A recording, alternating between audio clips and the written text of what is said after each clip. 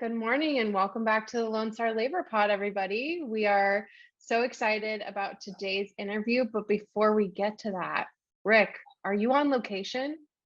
I am on location. So I'm at the National AFL-CIO convention, and we just had a historic moment where we elected Liz Schuler to be the first female president of the National AFL-CIO, and Fred Redmond, who is the first African-American Secretary Treasurer of the National AFL-CIO. And there's just so much energy here around organizing and the rise of the union movement. And in fact, I will say that Texas had a big role in it, where Secretary Treasurer Leonard Aguilar got to be one of the seconding speeches for the nomination of Liz Schuler. There was only two, and he was able to give one, and he had the whole Texas delegation behind him as we all voted for vibrant new leadership in the National AFL-CIO. So hopefully next week we can bring you some of the flavor of the event, and share. You know, it's like when you're at these conventions, it's I keep having this reaction. Oh, I want the people back home to hear this speech, or see this act. And so we won't be able to bring that to you, but hopefully we can at least give folks a flavor of where things are. There's a lot of optimism and energy around the movement these days. Yeah, so next week we'll talk more about like the convention and talk about kind of what you guys have seen and heard. And so, to get to that episode, you're gonna have to like and subscribe to Lone Star Labor Pod. Like, you're gonna have to make sure that you can get back to these episodes, because you're not gonna want to miss that. So if you're not already, whatever platform you are listening on, because if you don't already know, like, you can listen to this on pretty much any platform, like wherever you get your podcasts. Pause it really quick and just make sure that you're following the Lone Star Labor Pod. And then if you're not already following us on social media, first of all, come on, like, let's get to it. Right. But I forgive you, because you're going to follow us on everything. We are at Texas AFL-CIO, and we're happy to have you here. So I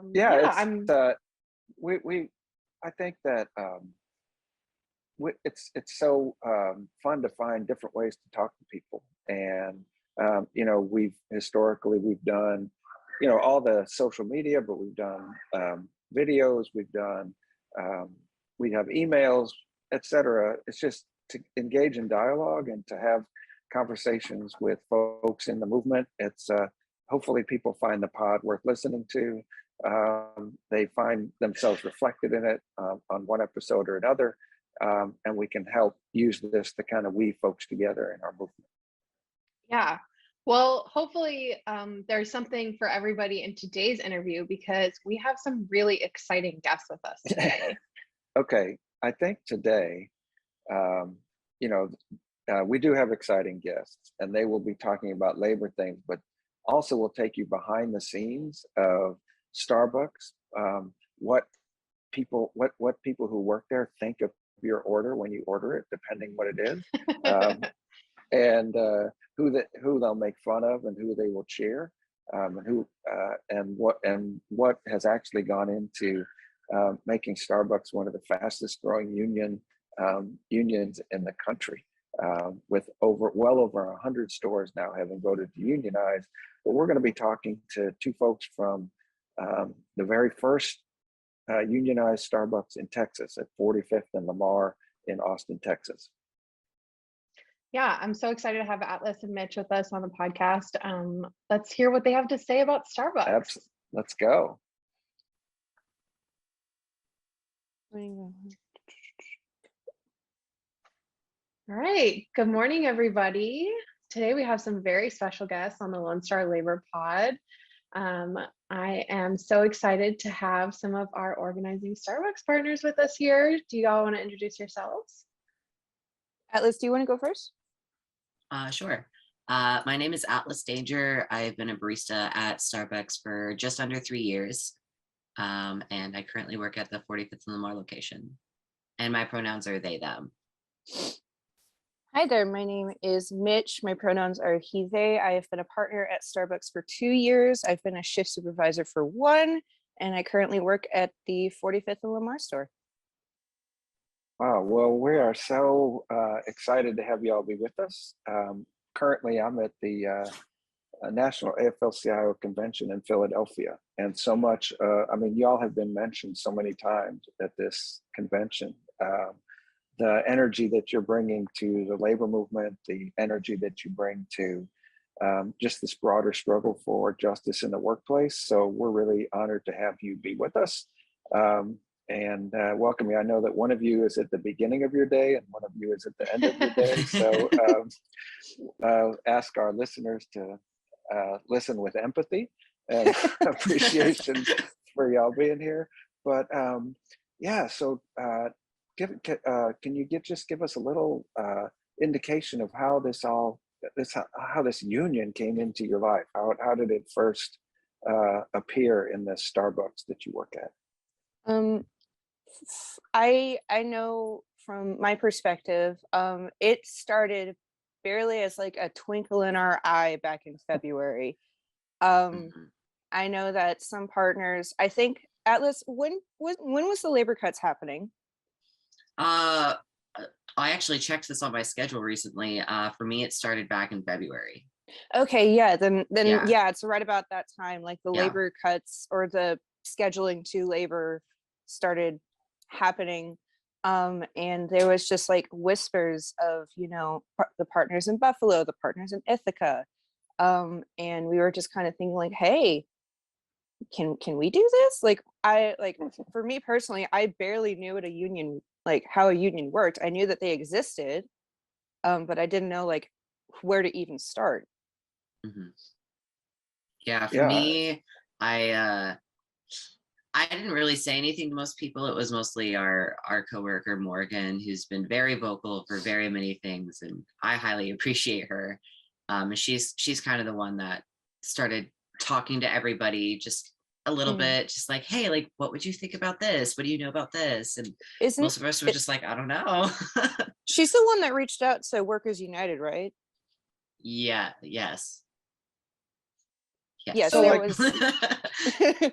it's just so interesting because it's like one of the most exciting things about what you're doing is that, you know, I think when so many people have in their mind what a union is, they picture an auto factory or a construction site. And I think one of the most exciting things about what you're doing is it changes the whole view that people have towards whether they can see themselves reflected in the union movement. And so I'm just really like, when you first started hearing the union, like, what was your reaction? Like, did you see yourself in it?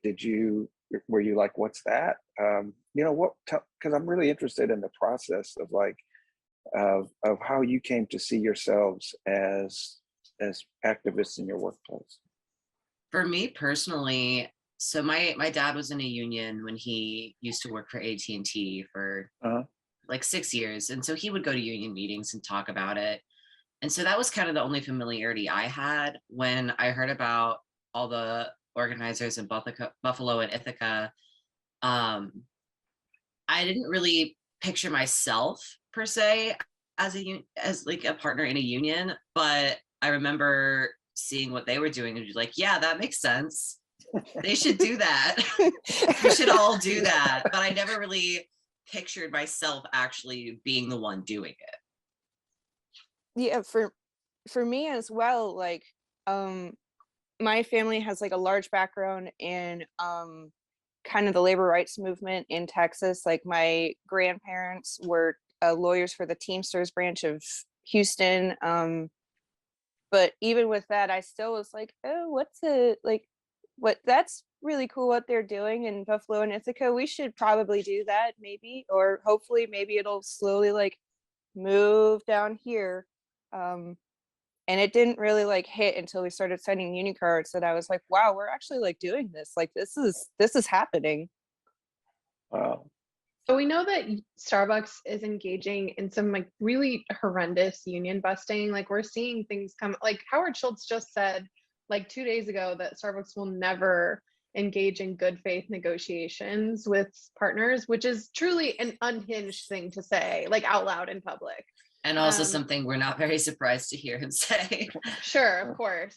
So like to see that face of union busting in your workplace and to still continue to organize is such a display of courage for yourselves and for a better future for your coworkers.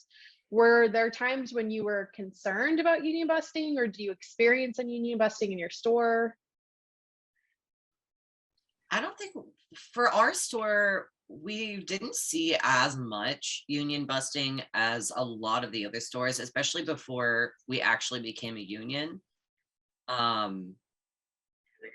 I mean, we have seen some of the, overarching tactics that they're using nationwide, like the labor cuts. Can you explain to our posters. listeners what The the labor posters. cuts means, just for the folks that are tuning in? Yeah, so a lot of us nationwide have had our hours just cut, kind of out of the blue, is what it seemed like for us in our store, or at least for me. And so for my hours, I had been working pretty close to between 30 and 35 hours a week. And then I suddenly dropped to 22. And my hours are only just now recovering from that in the last month or so. Wow, Mine from too. February to like May? Yeah. That's a Mine- lot of hours to be cut. Yeah. Mine too. Yeah. Go ahead. Sorry. No, sorry, you're fine. Yeah, I'm used to working close to like 38 to 40 as a shift supervisor. And then in February, they dropped to like 28, 29, 30. It was a little scary trying to pay rent, get gas for my car, feed myself and my dog. I think Atlas, that I was like scrambling around in the group chat being like, hey, does anybody want a shift covered this Saturday? Yeah, I do remember that. Yeah, Yeah. I also had trouble paying rent. I ended up paying rent late, 4 months in a row. And I got late fees for all of that. And then there was one month Wow. where my hours were just so short, that I was about $150 short on rent, just all together. I had no way to make that up. And I ended up only being able to pay rent because some of the partners in my store ended up, coming together and giving me the money for that. And Wow. while I'm very, very grateful to all of them for that, like I broke down crying when, somebody Yeah, sent you're me a gonna make Venmo me with cry. all of that and the I total it know. was for. I mean, I cried so hard. I was just like, you guys are so sweet, but at the same time, it never should have had to come to that. No. And I know that we're not the only ones that are dealing with, getting our hours cut so much that we can't pay rent. I know that there's probably people out there who probably lost their apartments because of this. Yeah, it's just as I said, I'm at the National AFL-CIO convention, and we just heard from the Secretary of Labor, Marty Walsh, and they have set up this union organizing resource page where they want workers to tell their stories about why they joined unions and share that across and we'll get folks that link. But he was talking about when he was growing up and he was a young worker in the laborers union and how they would accept voluntary layoffs if somebody else really needed some hours to make their health insurance. And, that whole notion of bringing that kind of collective solidarity to the workplace is so much of what a union is. And I think that, people, when they think of the union, don't really think of that piece of it. But when you spoke of it just a second ago, Atlas, it was really moving to me to hear how people were there for each other. Yeah, everyone really, our store at least, I really can't speak too much about nationwide stores, Sure. but for Yeah. our store, we're all very close with each other. It kind of feels like a little family, and we all just get Yeah. along very well. So I think that definitely helped it when we were trying to organize, because it went once we started organizing, it went very, very fast. I think like Well- 90% of our store signed a card, or was it was at least a high 80s signed a It's Yeah, like I 10 think to it was 1, 80. wasn't it? It was very Yeah, close. it was 10 to 1 with 6 votes. 6 challenges, yeah. 6 challenges, yeah. So was what was the biggest 17. hurdle that y'all had to scale? Mm, Or was it I just wouldn't- easy? it feels like deceptively easy. Like It did feel very easy. Not saying it wasn't like, oh, like here's some cards. Oh, we're union now. Yay. Sure, of course. Yeah. There was like, we had to go through the hearing where Starbucks challenged like our right to unionize as a single store. And they were like, oh, we should unionize as a district. And like we had to go through that. Yeah. But we didn't really face any like huge hurdles. I will say that for what I could see as someone that was sort of there at the very beginning, the biggest hurdle was trying to get people to sign union cards in secret. We didn't know how like upper management would react, so we just tried to get everything done under the table and with everybody's schedules kind of overlapping each other, and some people leaving at 11 a.m. when people that had the union cards would come in at like 2. It was kind of a little messy, but we were able to get it done. I think, I don't know about you, Atlas, but I think that probably, other than the lawyer, the Starbucks lawyer kind of getting in our way, I think that was the biggest hurdle in terms of organizing. Yeah, I feel like it was that, and also just trying to keep everyone informed. Because that's a big one, because one of the things that Starbucks has been doing this whole time is posting like papers and flyers in the back of house at all of the stores, basically just kind of giving misinformation on unions or misleading information where it's not necessarily incorrect, but it sends the message that they want, where unions are bad. And so one of the biggest things that we as the organizing committee really wanted to make sure we were doing was keeping everyone informed, making sure everybody was kind of in the loop in one way or another, but also trying to keep everything secret until we announced our intent to unionize, which I don't think our district manager didn't find out about that until the day we released that letter on Twitter. That's awesome. We got very lucky. We were able to keep everything under wraps, even with people asking about it on the floor. I had a meeting with our district manager, and it was a completely unrelated meeting, but at the very end of the meeting, she was like, "So what do you think about unions?" And I was, and this was probably 2 days before we released that letter. And oh my gosh. So I was already like, I'm in it to win it. But I was just kind of like, I'm not sure. I'm just kind of trying to see, what happens. I don't want to make any moves until I know like what's going on up north. Like, I'm just kind of, testing the waters, see how it goes. I don't know. I don't have any strong opinions on it. And then were you afraid? I was terrified. I was worried that if word got out, what we were doing, that they were going to start, firing people, because that's something they've done in other stores around the country. Right. Numerous times. They're not even really trying to hide it. And it's so amazing. It's just like, okay, so the law says that everybody has the absolute right to join a union. And in fact, people are encouraged to join the union. That's what the law, when it was passed, says. And just hearing like the last 2 minutes of what you said, number one, that your supervisor would interrogate you about your views is completely illegal, and intimidation and harassment. It's none of their business. Number two, that you felt like you had to keep everything so secret, which I understand, but it's like, you shouldn't have to. And then number three, that they play these games about, it's up to you what you want your union to be. And if you want your union to be your store, for them to try and say, oh, it's got to be all the Starbucks in the area and everything, it's just like so many obstacles and barriers that they can throw up there. And y'all persevered, and I think that's really you shouldn't have to, but you did. And I think it's really cool. So you guys are the first union store in Texas. What was that moment like when they were doing the count and you realized like, we're gonna win this thing? First I almost threw up, and then I ran to the back to call my grandma. Also, Mitch was working on the floor while they were doing the count. Oh my gosh, were you just like so overwhelmed? I could barely there were other people on the floor. I could barely think. I was shaking so much. I was we had so many people come out to support. Oh, it was we a had full cafe. It was packed. people were Really? standing. There was like no more sitting room. People were standing. People were like huddled over laptops. We had members of the DSA, like someone like grabbed a panini bag and was like counting like tallies how many Not the votes we panini got. I didn't bag. know that. Yeah, I love that.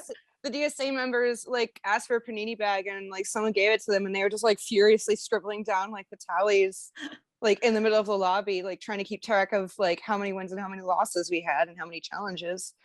But yeah, I was on the floor and like I was just watching all of this happen and I was just like, would you like a small, medium, or large with your latte? And I was just like shaking and but yeah, whenever I found out we won, like we hugged. I almost passed out and then I ran to the back to call my grandma.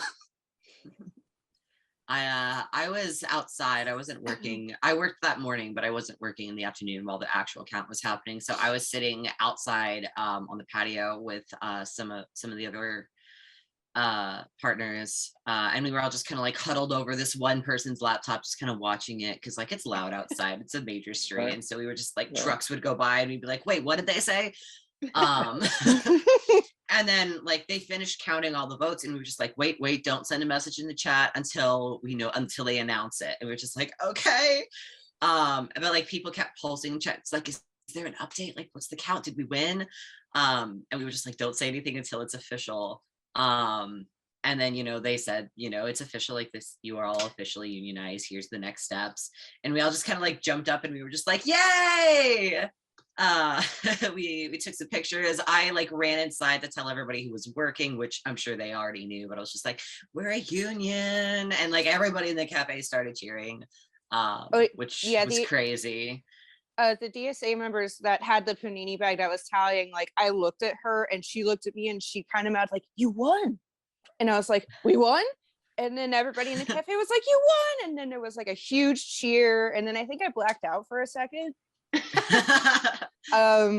Because I just remember like coming to and I was like hugging someone and then like you came in, Atlas, and everybody else, and then I looked at you and I was like, oh my god, I'm so happy, and then I almost like collapsed. I have goosebumps right now. Yeah. It was a really great thing. What a moment in life to like have that experience with your coworkers and just I mean I'm like Madison, I'm like very moved by it, just picturing the moment and feeling your joy. I think that was the moment that we won the union. I think that's probably one of the happiest and proudest I've ever been, not just of myself, but of my whole team. I am so proud of what we've accomplished. It's taken years off my life, but like you'll put them back on. Yeah. I'm so incredibly moved by just how much we wanted this. We wanted this so bad that we were willing to go through all these hurdles, not only that Starbucks threw at us, but as Texas being a right to work state, right, that also posed a challenge, but we overcame, and now we're the first unionized store in Texas. And you guys made history. We're not alone anymore because 24th and New Oasis won their union last week. Exactly. That's on my birthday. So what do you? That's right. It was a happy birthday, Madison. So what do y'all do now? What do you do now? Right now we are working on plans for negotiations. Other than that, I mean, I'm not massively involved in that part of it just yet. Just because it's gonna take a little bit before we really get there. We've been kind of looking at some of the things that Buffalo has been talking about in their negotiations, because they've been going for 7 months now with everything. So we're just kind of trying to put together, what are we going to want to ask for, try and get a meeting going with everyone in the stores. We can be like, what do you guys want? Right. And just kind of go from there. Yeah. Yeah, that's an amazing process, because without a union, you just go and you get what the boss gives you, or you don't. And now the fact that you as a group will be involved in like writing the rules for your own workplace is that's a very powerful experience. Mm-hmm. I mean, of course, we still get the posters. Atlas, I don't know if you've seen, but there's like a poster now in the back that's just like, oh, like, here's a bunch of stuff that we're going to do for like Starbucks partners, and then there's one column where like non-unionized stores, and it's like, yes, you get this, yes, you get this, yes, you get this, and then the All unionized the store, things are yes. it's like no, no, no, no, no, no, no, yes, no, no, no, no. It's like the little thing that there's like 2 or 3 things on there that are yes, and it's just like things that we need to keep the store running. Like, yeah, we're gonna have new iPads that work. Woohoo! Like you're gonna get some the coffee shipped in. Yeah, and it's just like, and then the other stores are just like, y'all are gonna get pay raises. You're gonna get the Coffee Master program with a chance to win a trip to go to like one of our coffee roasting areas, and like it's like this whole thing. Union stores, no, you don't get anything. Or they're just like, No way. we'll work with like how your union works, and it's like what baffles me about Starbucks is that they keep thinking that Workers United is a third party. It's not. It's us. Right. We are Workers United. And they're just like, we're not going to bargain with a third party. And it's like, okay, but like there is no third party. Like such, that's so universal. They also how they do that. They also seem to keep forgetting that all these benefits that they're offering to the other stores that they're trying to exclude from unionized stores, that's the floor, not the ceiling. Absolutely. You're so right. We start with that and keep going. They're like basic human decency. That's all I can do. Madison and Rick, how much do you know about Starbucks's history with unions? Because I know like a little bit, and about why we have health insurance, if you guys don't know. I learned this recently from Mitch. Tell us. So don't quote me on this, but also quote me a little bit on this. It's a podcast. I hate to be that person. You're gonna be quoted on it. I believe back in the 90s, there was like a little bubble of like unionization. I don't know like which stores, I don't know where, but I know there was like a handful of union stores. This was back before Starbucks offered health insurance. And one of the things that I believe that these stores were campaigning for was health insurance. And so to combat that, Starbucks was like, well, we'll just offer like better health insurance for cheaper than what the union is going to give us. And that's how that union movement kind of fizzled out. Again, this is probably very abridged, and no, but the dynamic is totally, real is what they're trying to do, because they paint themselves as this like progressive employer, with values and everything, except the values stop when it gets to the workers who are there. All right, I got one thing I want to ask about because it pisses me off. Like when you go to Starbucks and you get coffee, like if you pay with a credit card, there's no way to leave a tip. Yep. Yeah, that's accurate. And so what percentage of the people pay with credit cards? Probably like definitely the majority. I don't know an exact percentage, but the majority of people pay with credit cards or scan their Starbucks apps. Yeah. And people don't tip through their apps? They can, but we don't know if they're tipping through their apps or not, because it's something they do after the fact. It takes about an hour for tipping on your app to be available. And you definitely can't do it with the credit card. There's no you line cannot do on it with the credit card thing to do it. And they keep saying, yeah, corporate said that's that like they such were a basic thing. Yeah, corporate said they are planning on adding tipping to the credit cards at some point, but we don't really have a timeline on that. Yeah. Thank you for sharing. Yeah. It bothers a lot of us too, because a lot of people will like pay with their card, like, oh, like, hey, can you add a tip to that? And it's just like, we can't. And then they're just like, are you serious? It's just like, yeah. It's like, I don't have any cash. I'm so sorry. And then sometimes people come in, they'll like put $10 in the tip jar. It's like, this is for the last 5 times I came in. It's just like, oh my God. Yeah. So let me ask you this question. What you've done, I mean, the first store in Texas to be unionized, Amazon and Starbucks, which is an employer that, is iconic and gets a lot of attention for a lot of different reasons. Have you noticed, like, have people that don't work for Starbucks asked you about it, or like, what is the attention? Like, tell me about the attention that you've gotten from friends and stuff like that, or just people who are interested. And do you see a path? Do you see a path where this happens beyond Starbucks?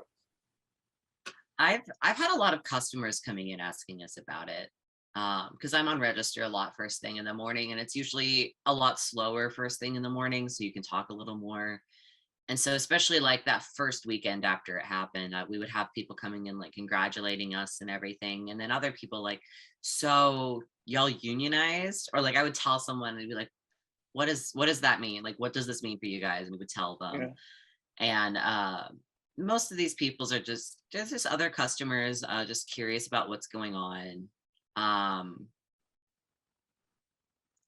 Sorry, I lost my train of thought. Well, Mitch, you want to pick up on that? Wait a minute, Alice, Sure. I forgot. This is the beginning or the end of your day? I can't remember. I think you've already been working a long time This today, is like noon for me. okay. All right. Yeah. Very good.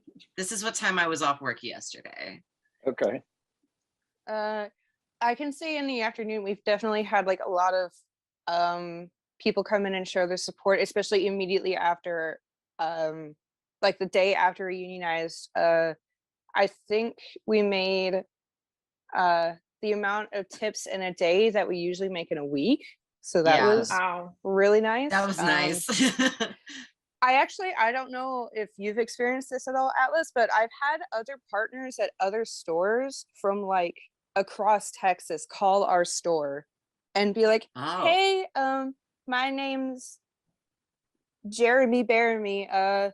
I work at this store in this location, and I was wondering if you could help me like learn more about unions, and then I'll put them in touch with Morgan, who is more than happy to help, because like I have some facts, I don't have all the facts. She's got most of the facts. I haven't had other stores call us and ask about it. I've had other stores from the Austin area and like Central Texas asking about it like in person when I've seen them, because I go to a lot of random Starbucks around the Austin area. Yeah, I can do sometimes. But like I go to a lot of other stores on a regular basis, and I'll give them my number so I get my discount or whatever when I order, and they'll be like, oh, what store do you work at? And it's like 45th on the Mar, and they're just like, oh, you do you? Can I ask you about that? Like on the DL? And it's just like, yeah, go ahead. And then not necessarily people asking about, the union itself, but I was working one morning, I think it was like the Monday after we were unionized, and we had some news stations calling the store saying like, hey, can we interview you guys? Oh, wow. It's just like, this is a really bad time, right, but here's our email. Right. What about like friends that don't work at Starbucks or just in your life? Like, I've had people, so there's a viral tweet on Twitter, where the tweets are, of, I think Atlas is in the picture and a bunch of other members of the committee are also in the picture. Yeah, the picture we took the day we unionized. Yeah, I've had people like text me because they know which store I work at. I've either mentioned a location or I've mentioned that it's the first unionized store in Starbucks. They'll text me and they'll be like, do you know those guys? I'm like, no, we work in the same store. I've never seen those people before in my life. But other than like those few handfuls of times, like I have had people be like, that's like really cool. And my grandma, I don't know if I told you that, Liz, but my grandma's like really proud of us. She's like one of the Teamsters lawyers. You did, and it makes me very happy. That's amazing. One of my mutual friends with me and my brother, they texted my brother, who is currently overseas in Europe, and they texted my brother, that same tweet, and they're just like, is this your brother? And they were just like, yep, that's Atlas. And they're just like, oh my God, tell them congratulations, and I'm super proud of them. I'll have to stop by and like see them sometime. And my brother sent that to me, and they're just like, hey, so and so said this. And I was just like, oh, that's amazing. Yeah, I know the work that you guys are doing is so inspiring to more people than you could ever know. Like, I mean, we hear about it all the time, how excited and energized people are about the organizing happening with Starbucks partners. And we personally are very excited that there are 2 unionized stores that are close to our office. So I probably will be heading to one of them later today. So I know you guys are really busy, and we are so grateful that you took the time to join us at the beginning and end of your days respectively. I have one question before I let you go, because I am at my local Starbucks roughly an undisclosed amount of times per week. What are your favorite drinks to make as baristas or as partners? Wow. So many good ones. Like Like what's to not make? annoying for me to order? Yeah, like, because I know that some people, when they go in, they have like really irritating orders. Like, what's one that you actually enjoy making or don't actively dislike? Like one that customers order, or like, Yeah. because like I mess around and make really weird drinks a lot. Whatever dealer's choice, your favorite customer one that they love, like hit me. Iced chai. There's Nice just syrup, chai. milk, and Yeah, ice. it's so easy. Yeah.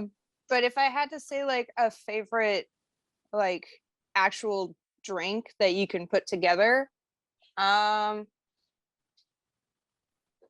would probably have to say caramel apple spice.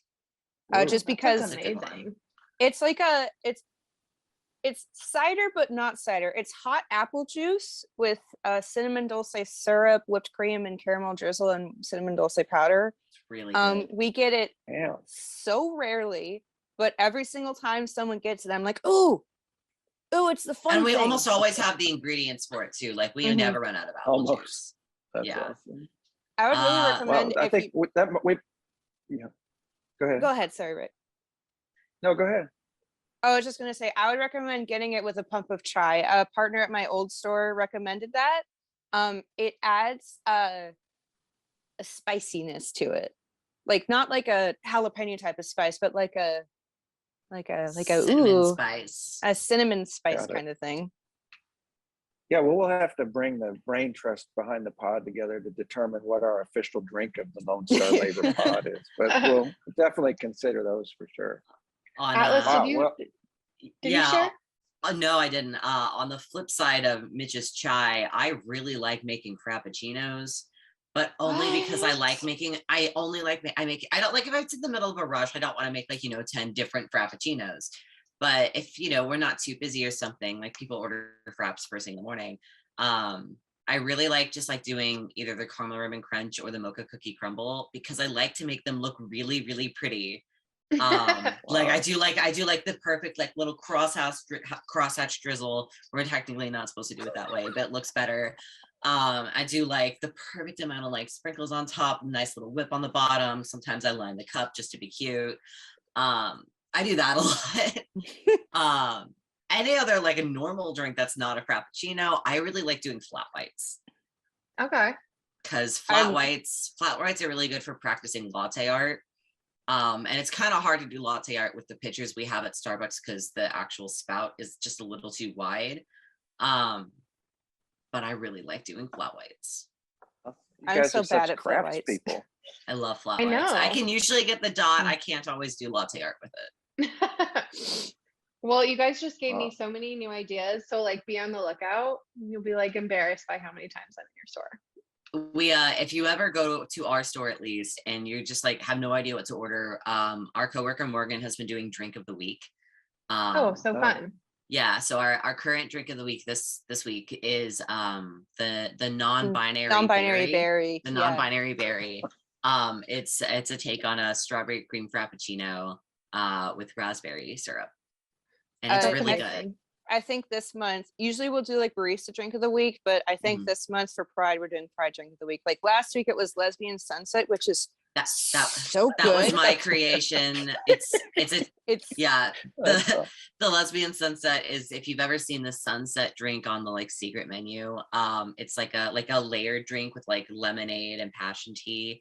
I did a take on it with adding strawberry acai base to it, and so it kind of looks like the lesbian flag. And so I was just like, this is gonna be Wow. the lesbian sunset. And Morgan was just like, can I make this drink of the week? Would everyone hate me? And I was just like, absolutely not. That's It's amazing. so delicious. It tastes like If you've ever had a Hawaiian fruit punch, It's really it's good. like an adult version of a Hawaiian fruit punch. I don't know And how it's else to not as describe it. sweet. It's Yeah, I not think that's nearly as what sweet. makes it more mature than a Yeah. Hawaiian fruit punch. It's not loaded with sugar. It sounds so Awesome. mature. Yes. It's great. Well, thank you guys so much for your time, for your recommendations, for your work. We are so grateful for you guys being here. And I'm so excited to see you at the register.